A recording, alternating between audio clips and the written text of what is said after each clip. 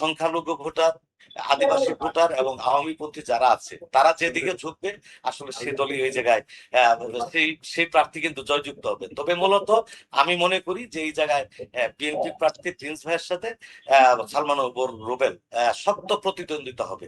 কে হারে কে জিতে বলাটা আসলে এই মুহূর্তে খুব কঠিন। আপনার গ্রামের বাড়ি হচ্ছে, আপনার জন্ম এবং বেড়ে ওঠা আমরা জানি ময়মনসিংহে। ময়মনসিংহ এক আসনের যদি চালচিত্র কি আপনার কাছে কি তথ্য আছে? এই সমীকরণ এক দিয়ে শুরু করবেন, আমি একটু অন্যভাবে শুরু করতে চাই। জি। একে যাওয়ার আগে আমি বলতে চাই যে ময়মনসিংহ অঞ্চলটা হলো গিয়ে একসময় আওয়ামী লীগের ঘাঁটি ছিল। ময়মনসিংহটা কিন্তু এরকম কখনো জামাতের ঘাঁটি না।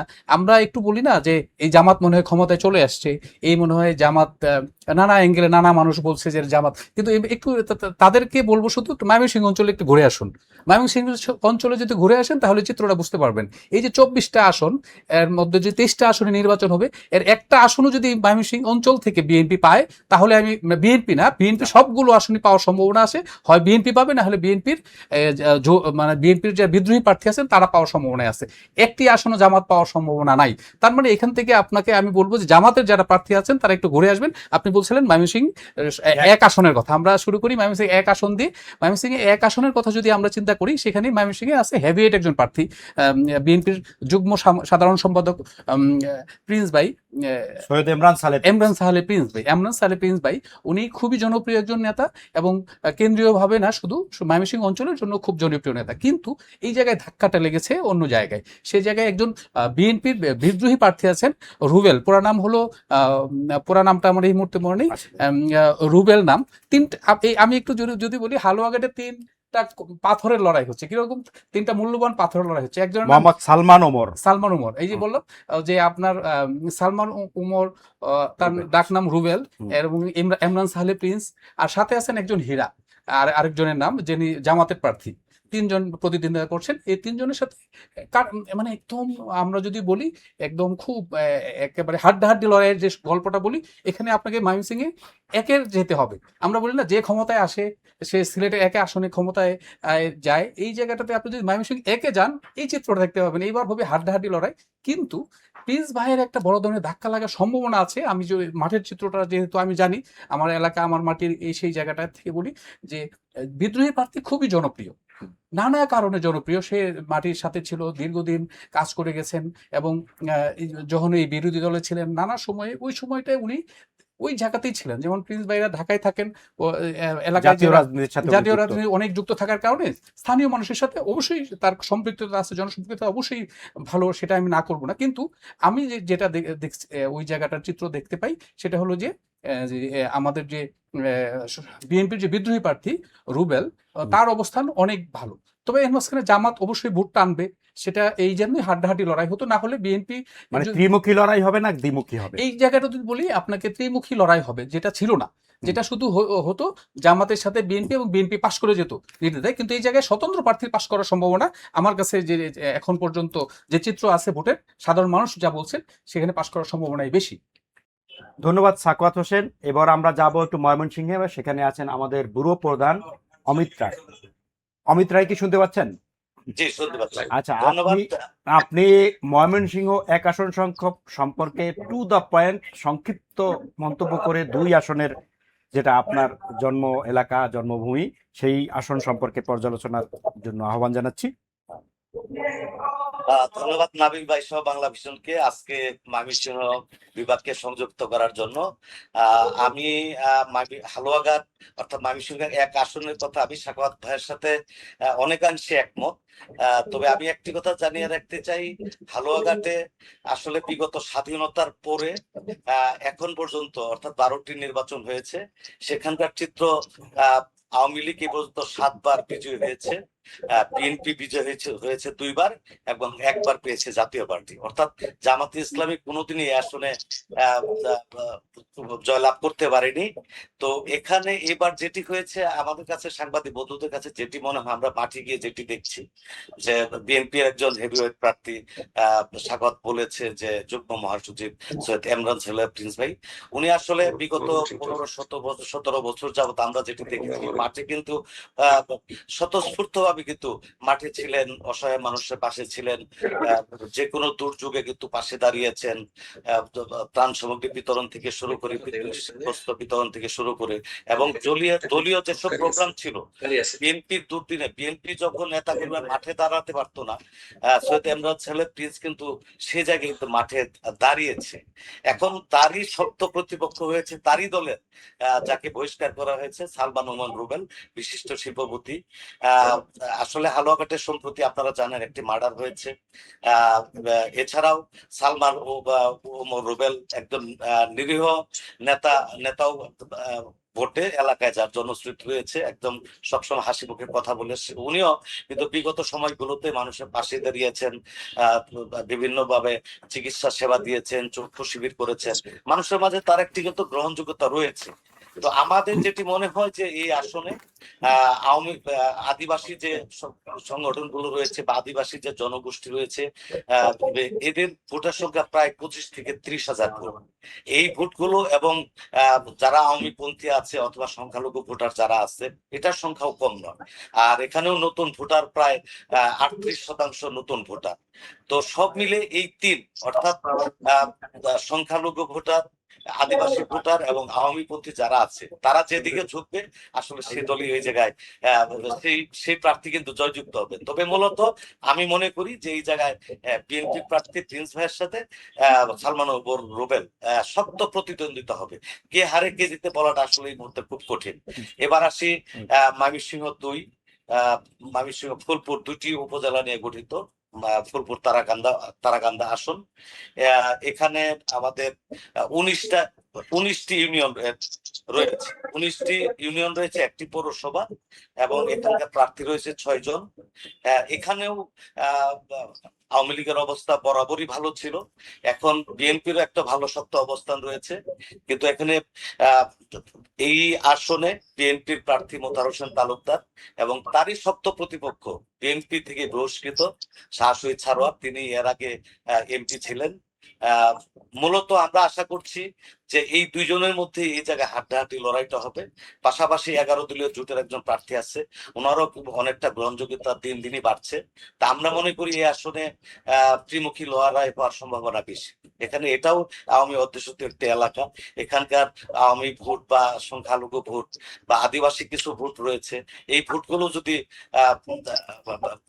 মানে যদি যার পক্ষে যাবে, আমি মনে করি যে এই জায়গায় সেই হয়তো বিজয়ী হবে। তবে মূলত লড়াই হবে বিএনপি এবং বিএনপির যে বিদ্রোহী রয়েছে এই দুই প্রার্থীর মধ্যে, যেটি মনে হয়। এরপর ময়মনসিংহ 3, গৌরীপুর আসন। এখানে 5জন প্রার্থী রয়েছে এবং 10টি ইউনিয়ন রয়েছে। এখানে প্রায় 3 লাখ ভোটার রয়েছে। এখানে বিএনপির কুন্দল চরম একটি পর্যায়ে আছে। বিএনপির ধানের শীষের যে প্রার্থী রয়েছেন ইঞ্জিনিয়ার এম ইকবাল হোসেন, এবং ওনার শক্ত প্রতিপক্ষ সাবেক উপজেলা চেয়ারম্যান, যিনি বিএনপি থেকে বহিষ্কৃত এবং বারবার কারাবরণকারী নেতা আহমেদ তাইবুর রহমান হিরণ। মূলত এখানে এই আসনেও দ্বিমুখী একটি লড়াই হবে, অর্থাৎ বিএনপির শক্ত প্রতিপক্ষ এই আসনেও কিন্তু বিএনপির লোকজনই, অর্থাৎ বহিষ্কৃত হলেও। ধন্যবাদ অমিত। ময়মনসিংহ 3 সম্পর্কে আপনার মন্তব্য জানতে চাচ্ছি। ময়মনসিংহ 3 নিয়ে যেটা বলছিলেন যে এখানে সাবেক উপজেলা চেয়ারম্যান, ওনার জনপ্রিয়তায় আসলে তুঙ্গে, সেই সাথে ইঞ্জিনিয়ার ইকবাল, ওনার একজন বিজ্ঞজন যেটা আছেন। আমরা বলছিলাম যে ময়মনসিংহ অঞ্চলটা হলো গিয়ে, অমিত দা বলছিলেন ওনার কথায় যে এই অঞ্চলটা হলো বেসিক্যালি আওয়ামী অধ্যুষিত এরিয়া। যদি আমরা বলি, তার মানেটা হলো যে আওয়ামী লীগের এই চিত্রটা আসলে ডিপেন্ড করবে যে আওয়ামী লীগের ভোট ব্যাংক কোন দিকে যায়। এখানে অবশ্যই স্বতন্ত্র প্রার্থী এগিয়ে আছেন, কিন্তু এর মানে এই না যে ওনার জনপ্রিয়তা কম। উনি একজন ভালো মানুষ, ইঞ্জিনিয়ার ইকবাল, ওনার গ্রহণযোগ্যতাও প্রচুর, কেন্দ্র থেকে শুরু করে একেবারে তৃণমূল পর্যায়ে পর্যন্ত তার খুব গ্রহণযোগ্যতা এবং খুব নিট এন্ড ক্লিন ভালো মানুষ। কিন্তু যেহেতু উপজেলা চেয়ারম্যান একেবারে মাটির সাথে যুক্ত ছিলেন, সাবেক উপজেলা চেয়ারম্যান, উনি আন্দোলনে ছিলেন, সংগ্রামে ছিলেন, যার কারণে বেশিরভাগ মানুষ তাকে পছন্দ করছেন। কিন্তু ভোটের চিত্র ডিপেন্ড করবে আওয়ামী লীগের যে ভোটগুলো আছে বা এই ভোটগুলো যে দিকে যাবে, এবং সেই তরুণ প্রজন্ম এখানে একটা ফ্যাক্টর কাজ করবে। তরুণ প্রজন্ম এবং নারী ভোটাররা যে দিকে ঝুঁকবে সেখানে, কারণ গরিবপুরে খুব শিক্ষিত মানুষের সংখ্যা বেশি, এবং সেই শিক্ষিত মানুষগুলো অনেক সময় শিক্ষিত মানুষকে বেছে নেয়। এই জায়গা থেকে দেখা যাবে যে আসলে কি দাঁড়াচ্ছে। জি, ধন্যবাদ। আমরা একটু 4-এ যেতে চাই, ময়মনসিংহ 4। অমিত রায়, আপনি আপনি বলেন যে আমরা দেখছি যে ময়মনসিংহে 4-এ প্রার্থী আছেন 8 জন। এর মধ্যে ধানের শীষের প্রার্থী হচ্ছে ওহাব আকন্দ ওয়াহিদ, এবং জামাতে ইসলামীর আছেন মোহাম্মদ বদরুল আহসান না কামরুল আহসান, কামরুল আহসান। কামরুল আহসান। এখানে স্বতন্ত্র প্রার্থী দেখছি না, তো এই আসনের চালচিত্র কি? ধন্যবাদ নাবিল ভাই। আপনি জানেন যে ময়মনসিংহ 4 যে সদর আসনটি বিভাগের মধ্যে সবচেয়ে গুরুত্বপূর্ণ একটি আসন। জি, এই আসনে মূলত প্রতিদ্বন্দ্বিতা হবে বিএনপির যে শক্তিশালী ক্যান্ডিডেট, যিনি বিএনপির সহ সাংগঠনিক সম্পাদক আবু ওয়াহাব আকন্দ ওয়াহিদ, এবং জামাতের একজন প্রার্থী যিনি মহানগর জামাতের আমির আমাদের কামরুল আহসান এমরুল, এবং অন্যান্য দলের বাংলাদেশের কমিউনিস্ট পার্টি রয়েছে এমদাদুল হক মিল্লাত। মূলত আসলে এই আসনে 9 জন প্রার্থী প্রতিদ্বন্দ্বিতা করছেন। এই 9 জন প্রার্থীর মধ্যে আমরা মাঠে যেটি দেখছি, যে মাঠের যেটি সরগরম চায়ের টেবিলের আড্ডা, বাজারের আড্ডা, বা এই পথে ঘাটে প্রান্তরে যে মানুষের মিছিল, যে মানুষের যে ভোট দেওয়ার প্রবণতার যে ঢল কাকে দিবে, বা স্লোগানে মুখরিত যে নগরী, সেটি কিন্তু 2 প্রার্থীর পক্ষে বেশি হচ্ছে। বিএনপির মনোনীত প্রার্থী আবু ওয়াহাব আকন্দ এবং জামাতের, দুইজনেই কিন্তু সমানে সমানে প্রচার চালিয়ে যাচ্ছে। আপনি জানেন যে সিটি কর্পোরেশনের এলাকা এটি একটি 33টি ওয়ার্ড নিয়ে গঠিত। একটি বড় একটি অংশ, এর বাইরে রয়েছে আপনার একটি সদর উপজেলা প্রায় এখানে এই সদর উপজেলায় আপনার ইউনিয়ন হচ্ছে 11টি ইউনিয়ন, এবং আপনি জানেন যে ব্রহ্মপুত্র নদ এটি দুভাগ করেছে, অর্থাৎ চরাঞ্চলেরই প্রায় 7টি ইউনিয়ন চরাঞ্চলের। তো যে কারণে প্রার্থীদের চরম ভাবে হিমশিম খেতে হচ্ছে দাঁড়ে যেতে হলে। চরাঞ্চলে আপনি জানেন যে ময়মনসিংহ একটি অবহেলিত এলাকা, সবাই তাকিয়ে আছে কিন্তু ময়মনসিংহ সদর থেকে কে পাশ করবে। যে বিগত সরকার যারা এসেছেন আসলে নানাভাবে উন্নয়নের ফুলচুরি তারা মানুষের মাঝে বলেছেন, অঙ্গীকার করেছেন, কিন্তু আসলে বাস্তবতা বা বাস্তবায়ন করা সেটি কিন্তু ময়মনসিংহে হয় নাই। ময়মনসিংহে এ পর্যন্ত স্বাধীনতার পরে থেকে দ্বাদশ নির্বাচন পর্যন্ত আমি যদি একটি পরিসংখ্যান দিই, তাহলে বলবো যে আওয়ামী লীগ 5 বার এখানে এই আসনটি পেয়েছে, বিএনপি পেয়েছে 3 বার, এবং জাতীয় পার্টি পেয়েছে 2 বার। এবং জাতীয় পার্টি 2 বার পেয়েছে। এখানে জাতীয় সংসদের একসময় বিরোধী দলের নেতা আমাদের রওশন এরশাদ ছিলেন, তিনি চেষ্টা করেছেন উন্নয়নের, কিন্তু আসলে প্রত্যাশা অনুযায়ী মানুষ কিন্তু উন্নয়ন করতে পারেনি। আপনি জানেন ময়মনসিংহ আসলে নানাভাবে সংকটে ময়মনসিংহ 4 সদর আসন। এখানে এই বৃহত্তর ময়মনসিংহ অঞ্চল তথা বিভিন্ন এলাকা থেকে, সিলেট অঞ্চল বা রংপুর অঞ্চল থেকেও কিন্তু এই এলাকার মানুষ বিভিন্নভাবে চিকিৎসা সেবা থেকে শুরু করে, আর যেহেতু শিক্ষানগরী খ্যাত ময়মনসিংহ, এখানে কিন্তু বিভিন্ন জেলা থেকে মানুষ আসে পড়াশোনার জন্য এবং চিকিৎসার জন্য। আসলে আমাদের সেভাবে কিন্তু উন্নয়নটি হয়নি। এখানে শিক্ষা বোর্ড রয়েছে, সব মিলিয়ে একটি গুরুত্বপূর্ণ আসন। এই আসনে দুইজন প্রার্থী আমি বলবো ওয়েটফুল, এবং এখানে আসলে বাস্তব যেটি দেখা যাচ্ছে যে উপরে ধানের শীষের অবস্থা খুবই ভালো, আবার মাঠ পর্যায়ে যদি পর্যালোচনা করে দেখা যায় যে জামাতে ইসলামের যে ক্যান্ডিডেট উনিও কিন্তু শক্তিশালী অবস্থানে চলে যাচ্ছে। এখন এখানে আপনি জানিয়ে রাখি যে ময়মনসিংহ শহর অর্থাৎ সদর আসনটি হিন্দু অধ্যুষিত একটি এলাকা, এখানে সংখ্যালঘু ভোটার প্রচুর রয়েছে। আর যেহেতু এটি শিক্ষানগরী, এখানে কিন্তু নতুন ভোটার অর্থাৎ ইয়াং ভোটার প্রায় 39% মোট ভোটার। আমি যদি মোট ভোটারটুকু আপনাকে জানাতে চাই যে এখানে 6,95,306 ভোট কিন্তু এই সদর আসনে, তার 39% কিন্তু 2008 সালের পরে যারা ভোটার রয়েছে তাদেরকে আমরা নতুন ভোটার বলি, এবং সংখ্যালঘু ভোটারও কিন্তু কম না। এবং যেহেতু আমি অধ্যুষিত এলাকা, এটিও আমরা মনে করি যে এখানেও যদি তরুণ প্রজন্ম এবং আওয়ামী অধ্যুষিত আওয়ামী মনা যারা আছে বা সংখ্যালঘু যারা আছে তারা যেদিকে ভোট দিবে আসলে আসলে তদ্রুপ সেই বিজয়ী হবে বলে আমাদের ধারণা। জি, ধন্যবাদ। আমরা এবার ময়মনসিংহ 5 আসনে যেতে চাই। সেখানে দেখছি প্রার্থীও 5 জন। এখানে বিএনপির ধানের শীষের মহোদয় জাকির হোসেন এবং জামাত ইসলামীর আছেন মতিউর রহমান আকন্দ। এছাড়া আরো কয়েকটা দলের প্রার্থী আছেন। জি, এখানে আপনি যেটা বলছিলেন যে ময়মনসিংহে 5 যে অমিত দা একটা কথা বললেন, সেটা হলো যে ময়মনসিংহ অঞ্চলে হিন্দু অধ্যুষিত এলাকা। এই হিন্দু অধ্যুষিত এলাকার অন্যতম যে ভান্ডার যদি বলেন সেটা হলো গিয়ে যে মুক্তাগাছা। কারণ মুক্তাগাছার জমিদাররাই আমাদের এই অঞ্চলটাকে শাসন করতো একটা সময়, যার কারণে এখানেও হিন্দু ভোট অনেক পরিমাণে বেশি। যেটা বলছেন জাকির হোসেন, উনি হলো গিয়ে জেলা বিএনপির সভাপতি, ময়মনসিংহ জেলা বিএনপির সভাপতি এবং খুবই জনপ্রিয় আহ্বায়ক, এবং খুবই জনপ্রিয় একজন মানুষ। এবং সেই সাথে আপনি জানেন যে এক সময় তার মানে তার ইয়ে ছিল মোশাররফ হোসেন, তার ওই পরিবারের ওই পরিবারের সাবেক মন্ত্রী মোশাররফ হোসেন। হ্যাঁ, মোশাররফ হোসেন উনি ওই পরিবারের সন্তান, যার কারণে সাবেক সচিব এবং মন্ত্রী। হ্যাঁ, মন্ত্রী। তাহার মানে যার কারণে ওনাদের জনপ্রিয়তা সবার উপরে। কারণ এই ময়মনসিংহ অঞ্চলে যে উন্নয়ন হয়েছে তার পুরো চিত্রটা তার কাছ থেকে আপনি পাবেন, যে ময়মনসিংহের যে জানিয়েছেন ওই পরিবারের অবদান। এই জায়গায় আমার যে ফিল্ডের যে অভিজ্ঞতা, যদি আমি যেটা আমার কাছে যে তথ্য আছে, সেই জায়গায় ওনার প্রতিদ্বন্দ্বী হওয়ার তার কোনো সুযোগ নেই। উনি একেবারে যেটা সরলভাবে বলতে গেলে যে উনি মানে ধানের শীষ প্রতীক নিয়ে সহজভাবে পাশ করে আসবেন। আচ্ছা, আমরা এবার যদি ময়মনসিংহ 6-এ যাই, সেখানে আমরা নাবিল ভাই, আমি একটু সাধারণতার সাথে একটু শেয়ার করতে চাই যা আপনি পরিসংখ্যান যদি বলি যে আসলে এই জায়গায় এই বিগত যে নির্বাচনগুলো হয়েছে, অর্থাৎ 12টি নির্বাচন, এখানে আমরা 2টি নির্বাচন 88 সালের নির্বাচন এবং 96 দুটি নির্বাচনের কোনো তথ্য আমাদের কাছে নেই, অর্থাৎ সফটওয়্যারই নেই। তো 10টি নির্বাচনের হিসাব করতে গেলে দেখা যাচ্ছে যে আওয়ামী লীগ 4 বার জিতেছে, বিএনপি জিতেছে 4 বার, জাতীয় পার্টি 2 বার। অর্থাৎ এখানে বিএনপির কিন্তু শক্ত একটি ভোট ব্যাংক রয়েছে, যেটি জামাতের জন্য জামাতের হেভিওয়েট প্রার্থী, আমাদের জামাতের কেন্দ্রীয় প্রচার সম্পাদক অ্যাডভোকেট মতিউর রহমান আকন্দ। আর বিএনপি যিনি সাকওয়াত বলেছে যে আসলে গ্রিন এভেঞ্জের মানুষ জাকির হোসেন বাবলু এবং একজন সজ্জন মানুষ। বিএনপি এবং সাধারণ মানুষের মধ্যে কিন্তু তার একটি বড় গ্রহণযোগ্যতা রয়েছে, যা এবং সাকওয়াত ভাই ঠিকই বলেছে যে এখানে বিএনপির অবস্থান খুবই শক্তিশালী এবং ভালো একটি অবস্থানে রয়েছে। এখানে বিএনপি বিজয়ী হওয়ার সম্ভাবনা খুবই বেশি। আচ্ছা, আমরা যদি ময়মনসিংহ 6-এ যাই, এখানে দেখছি যে 5 জন প্রার্থী, এর মধ্যে 2 জনই স্বতন্ত্র, অর্থাৎ এরাও সম্ভবত বিদ্রোহী প্রার্থী। তো এই আসনের অবস্থা কি?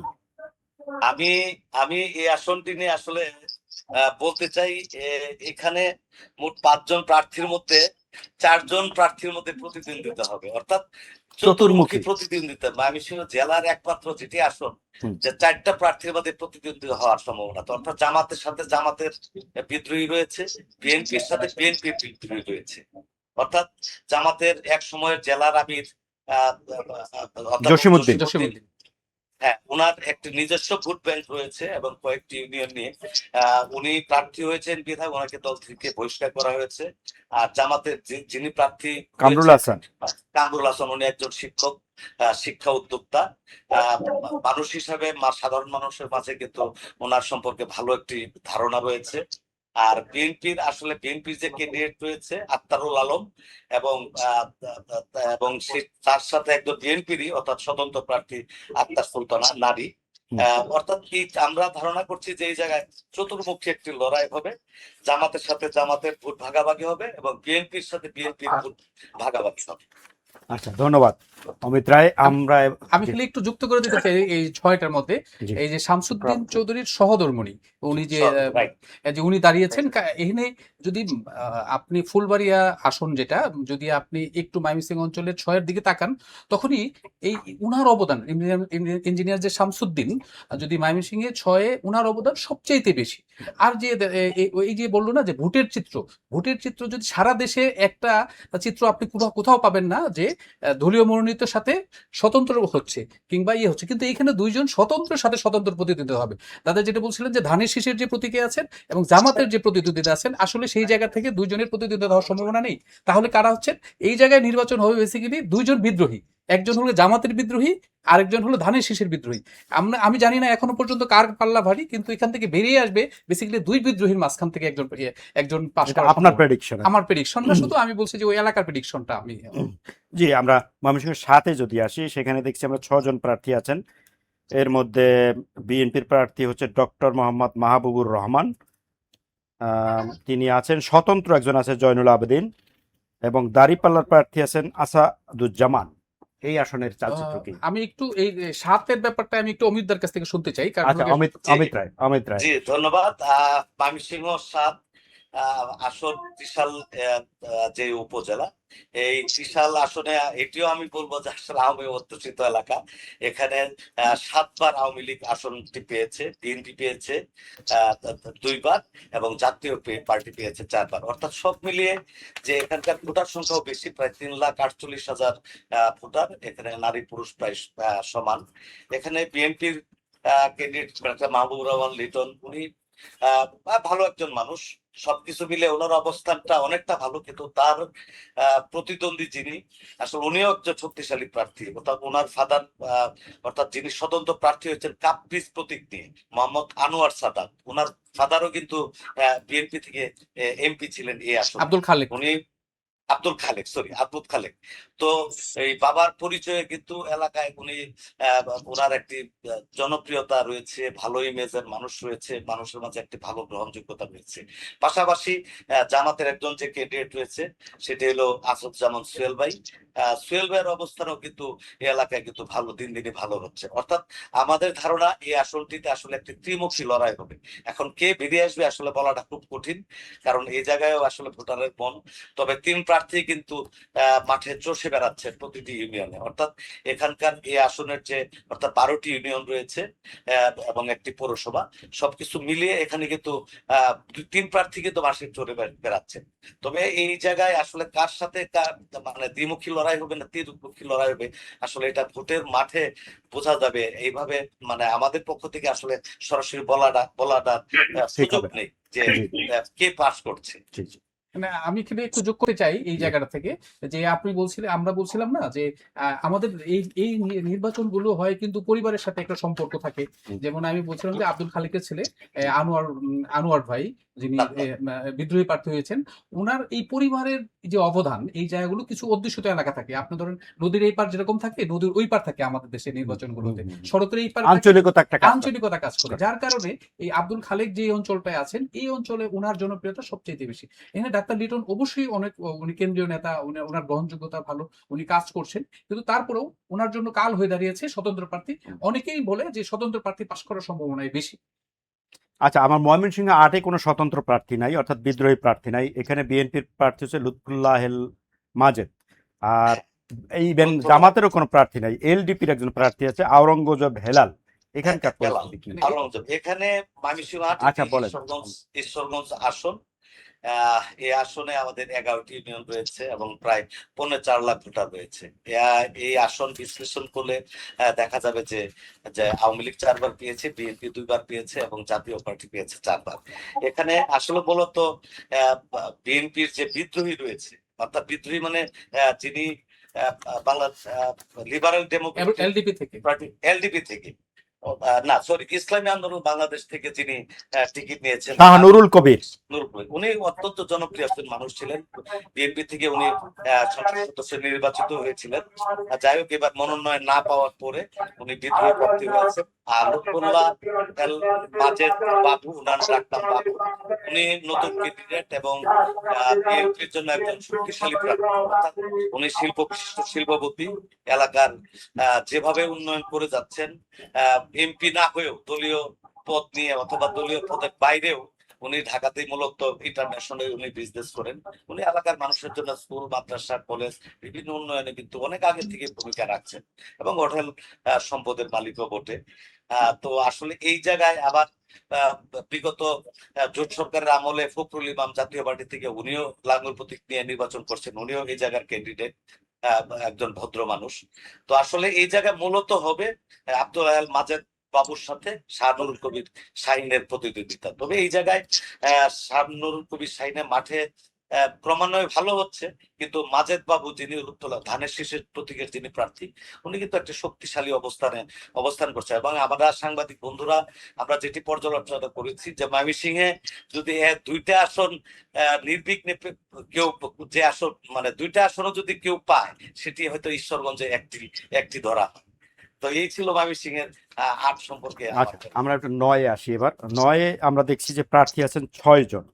এর মধ্যে বিএনপির ইয়াসের খান চৌধুরী আছেন, এবং এখানে জামাতের প্রার্থী নাই।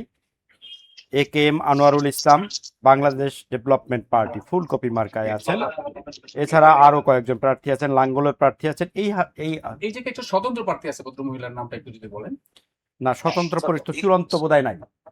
স্বতন্ত্র হাসিনা খান চৌধুরী। হাসিনা খান আছেন। ও, হাসিনা খান স্বতন্ত্র, ইয়েস, হ্যাঁ, হাস জি, মার্কা, হ্যাঁ। হাস মার্কা। হাস মার্কা। এই যে হ্যাঁ, আমি এই জন্য একটু যুক্ত করলাম, যে কারণে আমি মার্কাটাকে হাসিনা খানের নামটা খুঁজে পাচ্ছিলাম না। আচ্ছা, কারণ সাখাওয়াত, হলো- আমি একটু এই আসন নিয়ে বলি। এটি একটি খুবই গুরুত্বপূর্ণ আসন, যে এখানে যে হাসিনা খান চৌধুরী, ওনার স্বামী হচ্ছে খুররম খুররম খান খান চৌধুরী। হুম। উনি এই আসনে একাধিকবার এমপি ছিলেন, অর্থাৎ বর্ষিয়ান রাজনীতিক যাকে বলে, বিএনপি ঘরানার। তো ওনার স্ত্রী ওনারই আবার ভাতিজা ইয়াসের খান চৌধুরী, যিনি বিএনপি থেকে মনোনীত হয়েছে ধানের শীষের প্রতীক নিয়ে। অর্থাৎ চাচি ভাতিজার যুদ্ধ যে আসনটাকে আমরা বলি, যে এই মূলত আসলে এই দুইজনের মধ্যে যুদ্ধটা হবে, চাচি জিতবে না ভাতিজা জিতবে। তো বিএনপির অবস্থান, যেহেতু একই পরিবারের দুইজন এবং একজন বর্ষিয়ান নেতার স্ত্রী, আরেকজন ইয়াসের খান চৌধুরী, উনিও তার ভাইয়ের ছেলে। তো এই জায়গায়ও আসলে দ্বিমুখী লড়াই। আরেকজন পার্টি রয়েছে এবি পার্টি, অর্থাৎ ADB party, development party, AKM Anwarul Islam চান। তো ওনার অবস্থাও কিন্তু ভালো হচ্ছে। তো আমরা আশা করছি যে আসলে এই আসনে প্রায় এই আসনটিতে প্রায় 4.5 লাখ ভোটার। এখানে প্রায় 13টি ইউনিয়ন রয়েছে। বিএনপির নেতা কর্মীরা আসলে দুটি ভাগে বিভক্ত হয়ে গেছে, অনেকে বহিষ্কৃত হয়েছে। কিন্তু এরপরও ইয়াসের খান চৌধুরীর সাথে মূলত প্রতিদ্বন্দ্বিতা হবে তারই চাচি হাসিনা খান চৌধুরী, আমাদের যেটি মনে হয়। আমি একটু যুক্ত করবো দাদা আপনার সাথে, যেমন ধরেন দুইজন ব্যক্তি, যেমন বেশিরভাগ জায়গায় আমরা দেখছি যে স্বতন্ত্র প্রার্থী, মানে বিএনপি থেকে যারা বিদ্রোহী নির্বাচন করছেন, অনেক জায়গায় ফুটবল নিয়ে বেশিরভাগ জায়গায় আমরা দেখেছি। আর দুই একটি জায়গায় হাঁস নিয়ে দেখেছি, যে এই হাঁসের মধ্যে আমরা বামুনবাড়িয়া জানি যে রুমিন ফারহানা, এই সেই সাথে আর এই যে হাসিনা খানমের নামটা উনিও হাঁস মার্কা। আমার কেন জানি মনে হয় যে এই দুটো হাঁসই বের হয়ে আসবে, কারণ এই উনাদের যে পারিবারিক জনপ্রিয়তা, আপনি যদি খুররম খানের কথা বলেন, আজকের না, উনাদের এই যে পরিবার, ময়মনসিংহ এর অবদান যদি আপনারা বলেন, যদি ময়মনসিংহের হিস্ট্রি যদি দেখতে চান, এই পাকিস্তান আমল থেকে শুরু করে তাদেরই অবদান, ঐতিহ্যবাহী তাদের পরিবার। হ্যাঁ তাদের এই জন্য যে উনার অনেক পরিবারের লড়াই, এখানে কিন্তু দলের লড়াই হচ্ছে না, এক পরিবারের লড়াই হচ্ছে। তো কিন্তু তারপরেও আগে ওয়াইফকেই মানুষ প্রায়োরিটি দিবে, এই জায়গাটা হয়তো হতে পারে। কিন্তু যিনি বিএনপি থেকে যাকে নমিনেশন করা হয়েছে, সে খুবই শক্তিশালী প্রার্থী না। উনি হলো খুব, এই যে আজকে তথ্য প্রযুক্তির যুগে এরকম একজন মানুষকেও বেছে নিতে হয়, কারণ হলো যদি আমরা যদি উনি পাশ করতে পারেন, আমার কেন মনে হয় যে উনি তথ্য প্রযুক্তির দায়িত্ব পেতে পারেন।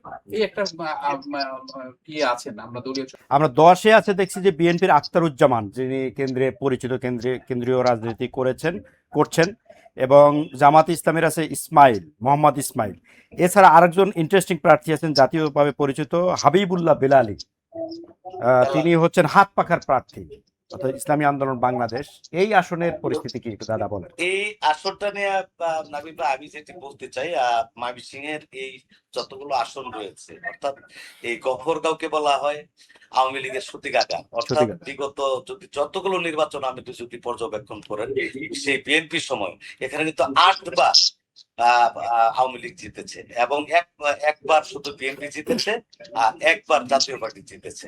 এখানে যে আওয়ামী লীগের একটি নিজস্ব ভোট ব্যাংক রয়েছে, অর্থাৎ কিন্তু এই বর্তমান সময়ে বিএনপির যা মোহাম্মদ আখতারুজ্জামান, তিনি ধানের শীষ প্রতীকে নিয়ে লড়ছেন, কিন্তু তিনি বিগত এই আওয়ামী লীগের শাসনামলে কিন্তু মাঠে ছিলেন এবং মাঠে কিন্তু প্রচুর কাজ করেছেন, দলীয় কর্মসূচি করেছেন, চেষ্টা করেছেন। কিন্তু তার তার পাশাপাশি আবু সিদ্দিকুর রহমান স্বতন্ত্র প্রার্থী একজন রয়েছে, যিনি হাসমার্কা হাস, উনি বিএনপির একদম সিনিয়র লিডার এবং বিএনপির রাজনীতিতে তার অবদান, যথেষ্ট অবদান রয়েছে। এই আওয়ামী দুঃশাসনের আমলে বিএনপিতে উনি যেভাবে কাজ করেছেন, তারও একটি শক্তিশালী অবস্থান রয়েছে, ভিত রয়েছে। কারণ আপনি জানেন ময়মনসিংহ 10 গফরগাঁও এবং পাগলা 2টি থানা মিলে এই আসনটি, তো এই দুটি আসনে কিন্তু ভাগ হয়েছে, অর্থাৎ মোট কিন্তু 15টি ইউনিয়ন, অর্ধেক অর্ধেক, দুই প্রার্থী দুই দিকের। তো দুই প্রার্থী দুই দিকের ভোট টানার চেষ্টা করবে। তো এই জায়গায় এবং আরেকজন প্রার্থীর জামাত ইসলামের প্রার্থী যিনি রয়েছেন মোহাম্মদ ইসমাইল, এবং এই জায়গায় আরেকজন প্রার্থী রয়েছেন বেলাল ইসলাম, আমাদের ইসলামী আন্দোলনে উনি প্রতিবারই দাঁড়ান, প্রতিবারই যে বিগত বেশ কয়েকটি নির্বাচনে যিনি প্রার্থী হন। তো আসলে তবে মূলত বিএনপির যে স্বতন্ত্র রয়েছে আবু বকর সিদ্দিক, অর্থাৎ সংক্ষিপ্ত নাম এবি সিদ্দিক রহমান, ওনার সাথে আখতারুজ্জামান বাচ্চুরি আসলে মূলত প্রতিদ্বন্দ্বিতা হবে। তবে আমি আগেই বলেছি যে এটি আওয়ামী লীগের একদম একটি ভোট ব্যাংক, এই ভোট ব্যাংকের যেদিকে ঝুঁকবে আসলে সেদিকে কিন্তু ওই প্রার্থী কিন্তু পাশ করবে। তবে এই জায়গায় মানে আমি আবারও বলবো যে খুবই শক্তিশালী একটি, এবং আপনি জানেন গবরগাঁও একটি মারামারি, হানাহানি, কাটাকাটির একটি এলাকা, খুবই উশৃঙ্খল এবং হিংস্র একটি এলাকা। এখানে মাসুল পাওয়ার খুবই কাজে লাগে। সবকিছু মিলে হাড্ডাহাড্ডি লড়াই হবে। আমি একটু খালি যুক্ত করে দিতে চাই, এই আসলে গফরগাঁও উল্লেখযোগ্য ভাবে এই ম্যাপিং এর ক্ষেত্রে, বাংলাদেশের ম্যাপিং এর ক্ষেত্রেও খুব গুরুত্বপূর্ণ। আপনি একটু খেয়াল করে দেখবেন যে বিএনপি যখন প্রার্থী দিলেন, বিদ্রোহীর যে প্রার্থী দানা বেঁধে উঠলো, এটা একটু গফরগাঁও ছিল অন্যতম কেন্দ্র। এই যে বাচ্চু সাহেব, যে কারণটাও আছে, কারণ হলো কি বাচ্চু সাহেবের এই যে বিএনপি যে গফরগাঁওয়ের গোড়াপত্তন ওই পরিবার থেকে, ওনাদের জমিতে, ওনাদের ইয়েতে বিএনপির মানে অনেকটা গড়ে ওঠা, যার কারণে ওনাদের অবদানকে খাটো করার কোনো সুযোগ নেই। এবং ওনারা কিন্তু নিজেরা উশৃঙ্খল ভাবে ইয়ে করে না, তাদের নেতাকর্মীরাই এই যে ট্রেন ব্লক করে, রাস্তা ব্লক করে নানা ধরনের আন্দোলন করছিলেন তাদের পক্ষে। কিন্তু এর পরবর্তীতে যেটা হয়েছে, এখানে অন্য একটা গ্রুপ যে তাদের অফিস পুড়িয়ে দেওয়া হয়েছে, এটাকে মানুষ নেগেটিভ নিচ্ছে, এবং যেই কারণে এই বাচ্চু সাহেব যে বিদ্রোহী বিএনপি থেকে আছেন, তার প্রতি মানুষ অনেকটা ঝুঁকে পড়েছে। এটা আমার কাছে তথ্য। আচ্ছা দাদা, আমরা একটু যদি 11 আসনে যাই, সেখানে প্রার্থী আছেন 5 জন। এখানেও একজন স্বতন্ত্র প্রার্থী আছেন, শাপলা কলির একজন প্রার্থী আছেন, অর্থাৎ এনসিপির প্রার্থী আছেন, জামাতের প্রার্থী নাই। এই আসনের চালচিত্র চাই এটি জেলার একটি, আমাদের 11টি আসনের মধ্যে আমরা শিল্পাঞ্চল, ময়মনসিংহ হচ্ছে শিল্পাঞ্চল বলি, বা মৎস্য সম্পদে উদ্বৃত্ত একটি উপজেলা, সেই ময়মনসিংহ 11 ভালুকা আসন।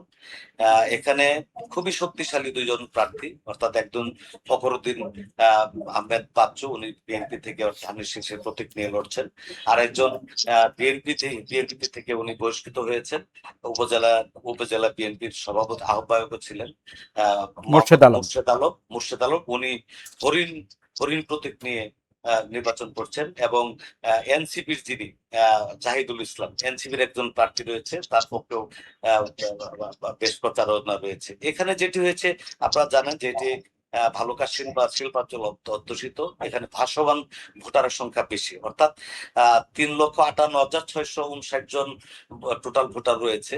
তার মধ্যে ইয়াং ভোটারের সংখ্যা প্রায় 38%, এবং এই 38%-র বাইরেও যে মোট ভোটার রয়েছে, অর্থাৎ বড় একটি অংশ কিন্তু এখানকার, যেহেতু শিল্প কারখানা, গার্মেন্টস ফ্যাক্টরি রয়েছে, প্রায় 700 থেকে 800 গার্মেন্টস ফ্যাক্টরি রয়েছে, সবকিছু মিলিয়ে এখানে কিন্তু ভাসমান ভোটারের সংখ্যা অনেক বেশি।